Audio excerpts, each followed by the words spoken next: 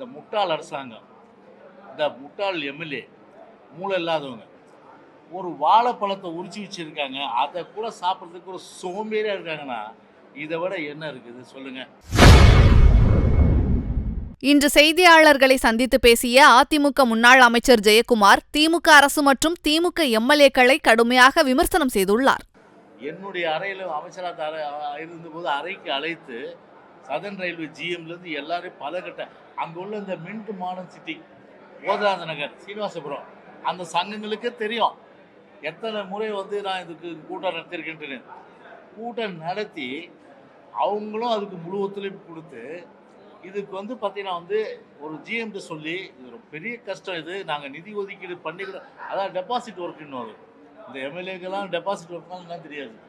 அந்த டெபாசிட் ஒர்க்கை ரயில்வேக்கு டெபாசிட் பண்ணிவிட்டு ரயில்வே டெண்டர் விட்டு அந்த பணி நடந்த போது மெயினாக பிரதானமாக இங்கே தான் கவனிங்க நீங்கள், அந்த கேர்டர்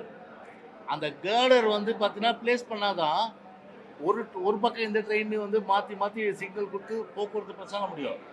அதை ஹைதராபாத்லேருந்து கொண்டு வந்தோம். அதுக்கு அந்த அசோசியேஷன் தெரியும் எங்களுடைய உழைப்பு என்னன்றது, என்னுடைய உழைப்பு என்னன்றது தெரியும் அசோசியேஷனுக்கு.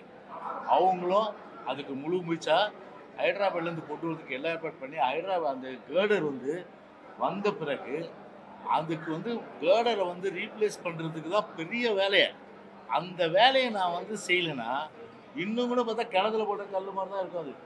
அந்த கேர்டரை கொண்டு அதை ஃபிக்ஸ் பண்ணி அதன் பிறகு அந்த ட்ரெயினை ஒரு ட்ரெயினாக அனுப்பி வச்சு அந்த சென்ட்ரல் கவர்மெண்ட்டு ரயில்வேனுடைய திட்டத்தை முடிஞ்சுதா, வாழைப்பழத்தை உரிச்சு வச்சாச்சு.